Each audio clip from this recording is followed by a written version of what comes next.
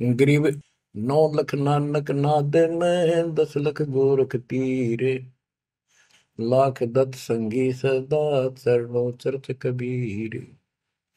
गरीब 9 लख नानक नादे में 10 लख गोरख पास अनंत संत पद में मेले कोटि तेरे रविदास। गरीब रामानंद से लक्ष गुरु त्यारे शिष के भाई चेलों की गिनती नहीं पद में रहे समाये। गरीब खोजी खालक को मैंने ज्ञानी के उपदेश सतगुरु पीर कबीर हैं सबका हो उपदेश। गरीब दुर्वासा और गरुड़ से कीना ज्ञान समोद अरब रामायण मुख कही वाल्मीकि को शोध। परमात्मा जो भी भक्ति पर लगे हुए हैं उन अपने बच्चों को सबको मिलता है। दुर्वासा से मिले, गरुड़ से मिले, काकभूषण से मिले, शिव जी से मिले, विष्णु जी से मिले, ब्रह्मा जी से मिले, सबको मिलते हैं। देवी जी से मिले, ये नहीं छोड़ते किसी को। हमारी बुद्धि काल में कति घुमा रखी है, ये बात हमारा समझ में आइए को नहीं। अब क्या बताते हैं कि वाल्मीकि के रूप में पांडवों की अश्वमेध यज्ञ में परमात्मा ने कैसा कमाल किया। ग्रीव फिर पांडवों की यज्ञ में शंख पचायन टेर 12 कोटि पंडित जहां पड़ी सबन की मेर। ग्रीव फिर पांडवों की यज्ञ में शंख पचायन टेर 12 कोटि पंडित जहां पड़ी सबन की मेर। यानी सबकी मरोड़ निकल गई जब पांडवों के अश्वमेध यज्ञ में परमात्मा ने सुपत रूप में वाल्मीकि रूप में जाकर शंख बजाया। उसमें 12 करोड़ पंडित बैठे थे। गरीब 33 कोटि यज्ञ में आए सहस 88 सारे 12 कोटि वेद के वक्ता सुपच का शंख बजा रे। होए होए। कहते पांडवों की यज्ञ में 33 करोड़ देवता 88,000 ऋषि और 12 करोड़ वेद के कंठ से याद करने वाले डेली पढ़ने वाले पंडित।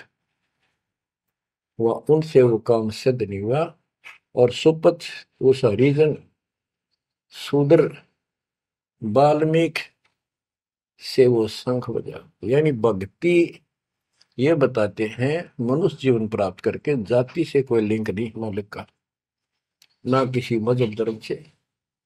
वो परमात्मा की भक्ति सच्ची हो उससे सब कुछ प्राप्त होता है। गरीब फिर पंडों की यज्ञ में शंख पंचायन टेर 12 कोटि पंडित जहां पड़ी सबन की मेर। गरीब करी कृष्ण भगवान को शरणामृत से प्रीत शंख पंचायन जब बजा लिया द्रौपदी सीत। कहते हैं उस वाल्मीकि के चरण धोके श्री कृष्ण जी ने पिया और द्रौपदी ने पिया जब जाकर शंख बजा। गरीब 12 कोटि पंडित जहां और ब्रह्मा विष्णु महेश शरण लिए जगदीश को जिसको रटता शेष। गरीबदास जी कह रहे हैं कि 12 करोड़ पंडित थे वहां पर, ब्रह्मा विष्णु महेश, और कृष्ण जी ने उस वाल्मीकि के चरण छुए शरणामृत पिया जिसको शेष नाग भी जिसकी पूजा करता है। इनका सबका चौंध लाग रही है। शेष नाग भी श्री कृष्ण को भगवान मान रहा है, विष्णु जी को। और अब आपको पता भगवान है कौन। तो जैसे भी जिसको तुम संपूर्ण शक्तिमान बैठे हो उससे भी काम ना बने। हर एक बाल में एक छोटी जाति वाले से और वो शंख बज गया, अनमोल काम हुआ। अब बच्चों ये विचार करो कि जिनको हम भगवान मानते थे ये सारा फेल हो गए परमात्मा कबीर जी के सामने। कहते हैं गरीब द्वादश कोटि पंडित जहां और ब्रह्मा विष्णु महेश, शरण दिए जगदीश ने जिसको रटता शेष। गरीब बाल्मीकि के बाल सम नाही तीनों लोक, सुर नर मुनिजन कृष्ण समेत पंडो पाई पोख। बच्चों ये आप महाभारत में भी सुना करते पहले हम खूब, और ये क्या करते प्रश्न तो उठाया करते भाई कृष्ण जी से शंख नहीं बजा और उस वाल्मीकि सुपर सुदर्शन से कैसे बच गया।